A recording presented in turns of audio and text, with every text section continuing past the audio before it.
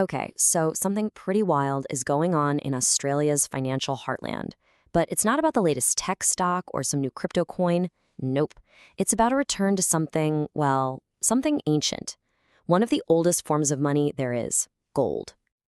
I mean, just picture this for a second.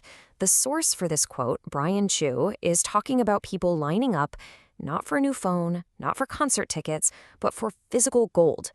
This isn't some old-timey photo. This is modern-day Sydney. And, a site like that, it tells you there's a much bigger story bubbling under the surface. So that really begs the question, right? Why on earth are people queuing for hours just to get their hands on a shiny piece of metal? And the answer, as it turns out, it's not really about just trying to make a quick buck. It goes way deeper than that. It actually gets to the heart of what that money in your bank account really is. All right, so to really get why people are running towards gold, you've got to understand what they might be running away from. And this isn't some passing fad. It's all rooted in this growing distrust of the money we use every single day, what the experts call fiat currency. So, what the heck is that? Think about the money you use. The Aussie dollar, the US dollar, the euro, they're all fiat currencies. And this definition really nails it. The key phrase here is entirely untrust. There's no gold in a vault somewhere backing it up. Not anymore. Its entire value just comes from all of us agreeing, believing that the government and the central bank know what they're doing. And this table, wow, it just lays out the difference perfectly.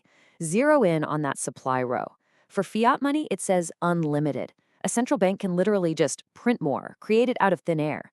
But with something like gold, well, it's limited. You can't just print it. You've got to find it and dig it out of the ground. And that one little difference, that's what this entire debate is all about. So here's the big argument you'll hear from the hard money crowd. They say, look, if you can just keep increasing the supply of something, its value is bound to go down, right? It's simple logic. And we all feel this. You know that feeling when the same 20 bucks buys you less at the supermarket than it did last year? That's what they're talking about. That slow, steady drain on your purchasing power. Critics call it the hidden inflation tax. But wait, it gets even trickier. It's not just that things get more expensive, it's who gets the money first that matters. There's this old idea from way back in the 18th century called the Cantillon effect, and it basically says this. When new money is created, it doesn't just magically appear in everyone's wallet. No, it gets injected at the top. It goes to governments, to the big financial institutions, and what do? They spend it, buying up things like stocks and real estate, which pushes their prices up. By the time that new money finally trickles down to the rest of us, well, everything's already more expensive. And this quote from Saifuddin Amos just hits the nail on the head. The beneficiaries are the borrowers, and the victims are savers. Let that sink in. The theory goes that the whole system is set up to reward people who go into debt to buy assets, like houses and stocks.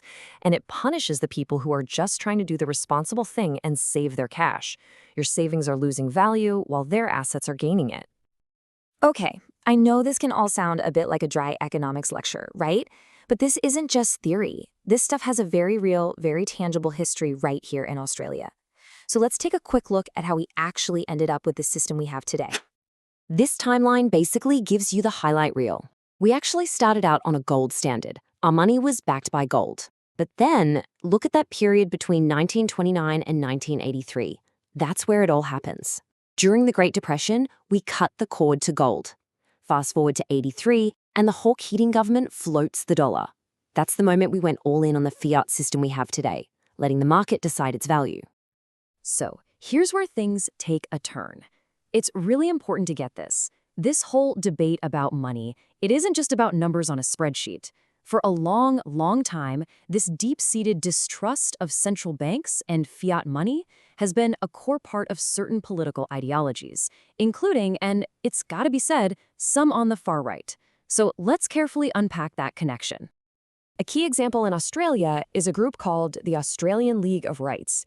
It was founded way back in 1946, and its entire ideology was basically built on a critique of the banking system.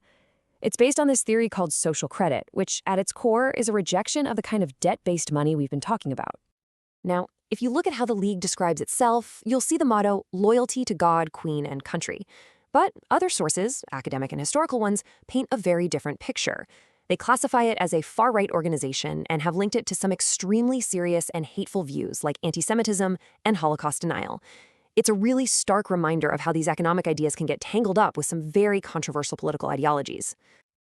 And this wasn't just some fringe group shouting into the void. Their ideas had reach. As our sources on this slide show, the organization had documented connections to mainstream politics. We're talking about everything from attempts to gain influence in the National Party back in the 70s to members supporting one nation. It just goes to show you that these arguments about money, they're often about something much bigger. Okay, so let's just take a breath here.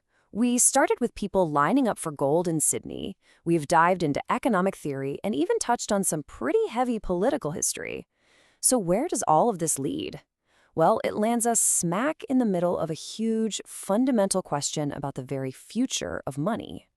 And really, it all boils down to two completely different ways of looking at the world.